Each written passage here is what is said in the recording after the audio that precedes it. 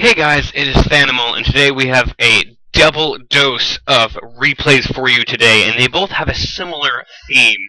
So let's dive right in. This is my good friend, Sir Urquhart, from the LDS clan, the original LDS clan, and he is driving his KV-3. Now, you might be mistaken for thinking that's a T-150, and that's because this is a very, very stock tank. It is the stock engine, stock turret from the T-150, and I believe he's using, I think he's using the second engine, the stock tracks, and he's using the T-150's ZIS-6 gun, I believe. So, for all intents and purposes, this is a slightly beefier T-150, and he is in a Tier 8 match with a lot of big nasties on the enemy team. Now, everybody who's played World of Tanks, even if you have a premium account now, everybody has experienced this. You get a brand new tank, you're so excited, but then you realize, oh yeah, I don't have that top gun that everybody's crazy about. I don't have that big awesome thing. And this is a video about that. We've all experienced stock grinds, good stock grinds, bad stock grinds, and a lot of people really hate that, and that's what drives people to use free XP or use gold to get free XP from premium tanks. And I don't blame them. It can be very, very frustrating. For instance, the Alf Clowerings Panther is a marvelous tank, but in its stock form, it is horrendous. It has that puny little 5cm gun. Anyways, I could go off and on that for hours. Right now, we're focusing on this KV-3. And what I want to focus on in these two replays is just because you're a stock tank does not mean that you can't contribute to the battle.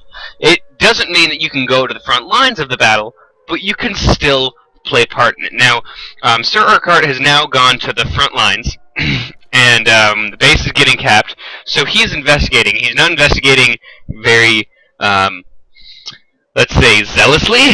He is being very cautious, and he sees the person who's trying to cap the base, tries to shoot at that Jagdtiger 88. That was never going to penetrate. That the frontal armor of those things are amazingly tough, even for Tier 8 machines. He does, however, penetrate the T-29, which is great because T-29 has excellent turret armor, and I think it just slipped right underneath. It looked like the shot went right to the turret ring, but he is very intelligently backing off, and does not want to get into the squabble. However, this Super Pershing is taking quite a beating, and unfortunately the speed of this KV-3 does not allow Sir Urquhart to really defend his allies. He does get there eventually, but he doesn't want to rush in. You see that he's being very cautious because there's a lot of big nasties on the enemy side. So he decides to go in, but this Black Prince seems really content on coming in. So Urquhart puts a great shot into his side. The Black Prince bounces, and the awesome work of the M8 A something, the EZ8, the EZ8 takes him out. Now, he did not get penetrated by the Black Prince, but he certainly got penetrated by that Jagdtiger, and now he really does not want to go up against that Jagdtiger again. That gun, that 88 centimeter. Sorry, 88 centimeter. Whoa! Sorry, that 8.8 centimeter is nasty. So he's really in a tricky situation. He's doing the right call. The cap is going down, but he really can't do much about it. He's just going to stay back and try to take this opportunity. Now, you notice down here, this IS-3 is going in to flank these two tanks in this area right here.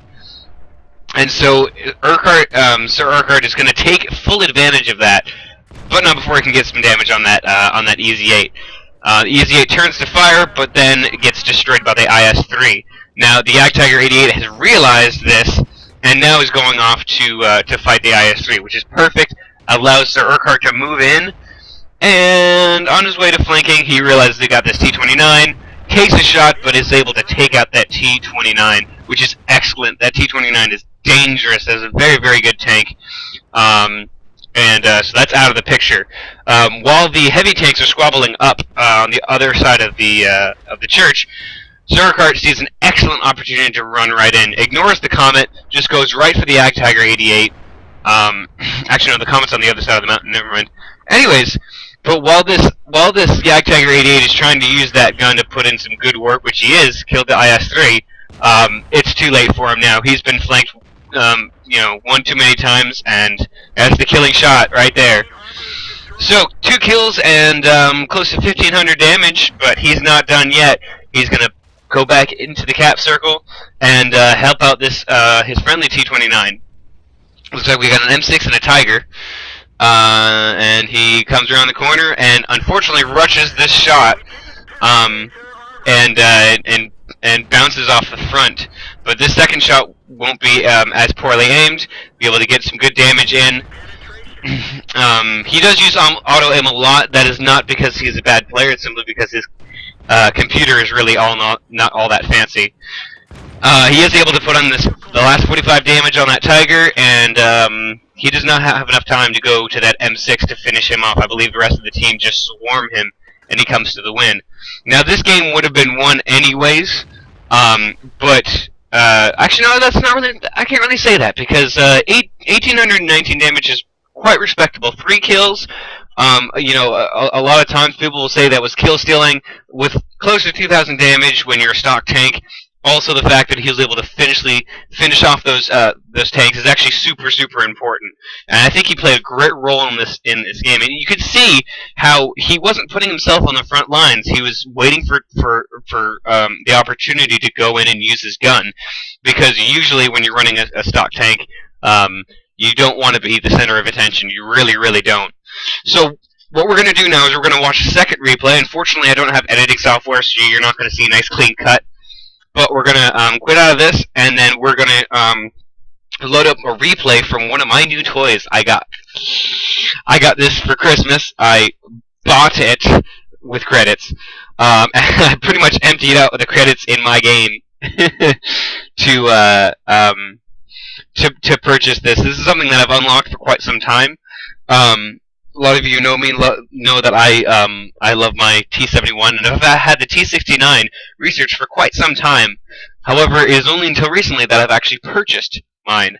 And so I purchased my T-69. I actually decided to use up a ton of free XP to make it unstock and make it, I think the thing I have to research is the top engine. But this is the first game I did. Now, this is a completely stock T-69. I just had enough credits to be able to put ammunition in it and put in, things like a repair kit and first aid kit and fire extinguisher. Threw some camos and binocs on it. I do have a vertical stabilizer on this tank. However, my crew is awful. I think my commander is at 86%, and the rest of them are hovering around the low 70s or something like that. Because this is actually the crew for my M7 Tier 5 American medium tank, and I didn't even have enough credits afterwards. I believe after I purchased all the things that you see here, I had 5,000 credits left over. And even with the sale on crew training, I was not able to train my my M7 crew. So most of this crew is a pretty bad crew, worse than you would get if you bought it at 75%. So you can see I am not very quick. And you can also see that this is the first time I'm driving this thing, because I decided to, as I'm going up the hill, check out the gun depression.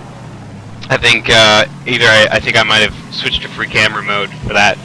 But at any rate, so this is my very first run with this tank. Now, the autoloader on this tank is a 90mm gun, a 90mm autoloader with 4 shots. This, however, is essentially the autoloader from the T-71. I think it's the T-197 or something like that, or 195, and this is a 5-shot autoloader, which is interesting because the T-71 has a 6-shot, so this is a 5-shot autoloader. We'll just look at the stats really quick of this standard ammunition, the only ammunition I have, which is APCR, and it's about 150 damage and 175 pen. Really good pen. Damage isn't that great, but I decided to I just wanted to run a simple game with it. I was running it with the expectation of losing credits, but I didn't care. I just wanted to play this tank because I was so excited to get it. And I have some great shots of opportunity here. I got this T-150 in my sights, bad shot here, and then he's able to be taken out. Now, again, if I was running the 90mm gun, I probably wouldn't go for a reload here. But seeing as it's only 17 seconds, I can do this and reposition while I do it. Now my team's doing an excellent job. They've already taken a very aggressive push to the start, And this is where this tank shines. If it's not focused down, it can just snipe away. And this is what I'm doing here. It's very similar to the KB3 game. I'm not making myself the center of attention. I'm letting all these other tanks do that. And I'm just cleaning up. I'm just cleaning up a little bit of damage here and there. So I was able to take out, or help take out that arrow. And there we go. Here's an IS-6 that's really far away. But what I want to try to get is that medium. So I've spotted him up, and the gun depression is pretty good on this tank, but I have to kind of expose myself a little bit more, which is fine. He misses his shot. I miss my shot. I was able to get one shot into him, which is excellent. And I go for a reload again. The 17-second reload is excellent. Don't get me wrong, I love this tank with the 90mm gun, but having a 17-second reload time is just absolutely, I just absolutely love that. So I decided to get myself into a better position and start trying to help finish off this this T-43. Essentially, it's just trying to get some extra damage in there. Only got a little bit, only 68 points of damage there to finish him off. But hey, I got a kill. And so now we're all, I'm thinking about just kind of cresting ridge and taking out this medium tank. However, the Hellcat, again, goes ham. Everybody focuses on him. And I'm like, alright, I'm just going to take down this IS-2 single-handedly. Look at this. Boom. And boom. And boom. These are low damage rolls. Boom. All of those were low damage rolls, except the last one, which, of course, was a low damage roll because there was only 76 hit points left. But just how quickly I'm able to take that out.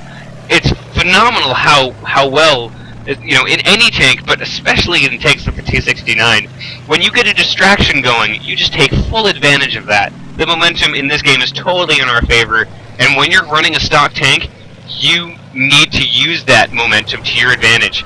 Here's another tank that just went right ham. I just got one more shot into him. Again, below average, but I don't care. I'm just picking up damage left and right. So, I want to be very careful here. Unfortunately, I guess I remember thinking, okay, where are those tank destroyers? Where are those tank destroyers? They're already spotted over here. But apparently I'm just completely oblivious to that fact. So I for some reason I think I was thinking that there's some TDs camping up there. So I wanted to be very cautious. I want to go out. I have camo and binocs on. I know that there's an IS-6 last spotted over there, so I decided to move up one sand dune and try to find a good position for me to spot from. So I'll just go behind here, and I don't even need to use the binocs. Got this. Now this is where you really see the gun really misbehave. I do get one pen, but a lot of these are just going right into this guy's tracks. Now, for respect to the gun and the tank, I am shooting at close to 400 meters. And one of the downsides of this autoloader is that the aim time is 2.9 seconds, which isn't horrendous. Well, it is actually pretty bad. But I had to live with that with the Indenpanzer before it got buffed in the past patch. But I actually have a crew totally dedicated for that. This I don't. Again, crummy crew, 2.9 second aiming time, really bad gunner, in the low 70s, and this aiming circle is becoming an issue. Right now I'm thinking, oh man, I want to get enhanced gun lane drive on this thing. So I'm trying to aim for that hull where it penetrated before, and I finally get it, but you saw how many track shots I got. I mean, it was ridiculous. I mean, I was aiming for the middle of the tank, and every single one just went down into the tracks, hit one of the drive wheels, and just went straight into the ground. Really, really frustrating. And especially when you're running a tank, and you only have a tier 8 tank, and you only have 5,000 credits in your bank, it's just so difficult to see those shots just constantly not do damage. And these are not cheap shots; they're APCR. And so that was sort of frustrating. However, I'm getting close to 2,000 damage here. There's two SU-122-44s, and they seem to be doing a pretty good job. But one of the things I noticed as I'm moving up here with my SU-122-44 is that I have not taken a single point of damage this entire game, thanks to my excellent team, thanks to how they rushed. Call it stupid, call it kamikaze, call it suicide scouting. They got the distraction down, and I was just able to clean up. And I'm thinking I'm going to do the same thing here, honestly. I mean, I have enough hit points to take a couple shots from these guys, and everybody else is closing in. So I'm just ready to fire on Blaze. Blaze takes out my friendly Rain Man, And I was like, all right, let's just do this. Let's just DPM these guys. Unfortunately, I'm auto aiming here because I want to focus on my driving. And one of those shots goes into his mantlet, but it's still 5 shots is enough to take him out. And now I'm doing a little dance. Excellent bounce there. Now this is where you see this stock crew and this stock tank come into play. If I had the top engine and a good crew, I'd be able to get around the back of this guy no problem. But unfortunately I wasn't able to do that. Took a hit from it. Doesn't matter. I'm able to finish him off and win the game in style with over 2,500 points of damage in that game. Again, stock tank, 4 kills, did an excellent job. Now, I want to highlight that both of these games, the teammates were really, really phenomenal. They did an excellent job. But still, regardless of that, you know, that goes with any game. You know, any game, if your teammates are good, you're going to have a good match. In a situation when you have a stock tank, what you want to do is you just want to let your teammates do as much work for you as possible. I know that sounds awful, but just let your teammates create the distraction, and you get around and flank. Even in a heavy tank, do not be the center of attention. You want to get on that second shot, and essentially you're just trying to get some damage on the board and trying to keep that damage ratio really high. You don't want to get stuck in, and you want to kind of hang back and take what damage you can, especially when you're first playing a stock tank and you're like, great, I'm bottom tier. Take what you can and try to minimize the costs. So anyways, if I keep on talking, I'm going to repeat myself. I have a habit of doing that. Thank you guys so much for watching this video. I know this is a long one, but I wanted to give you guys a double feature. I hope you enjoyed both of these. And, you know, why don't you just leave a comment down below of your worst stock grind and how you got out of it. I know we've all been there of really bad stock grinds. And if we want to talk about it in the comment section down below, I'd be more than happy to. And I hope you enjoyed this video, and I hope it helped you learn what to do when you got a stock tank and you're like, oh, I gotta start this again. Have hope. There are good games out there for stock tanks. You do not have to be fully upgraded to win in World of Tanks in a battle. So, anyways, thank you again so much for watching. I hope you guys have an excellent night. This is going to be uploaded very close to Christmas, and I hope you have a marvelous Christmas, Merry Christmas, or Kwanzaa, or Hanukkah. I don't care. Whatever you celebrate it well, and I'll see you guys later.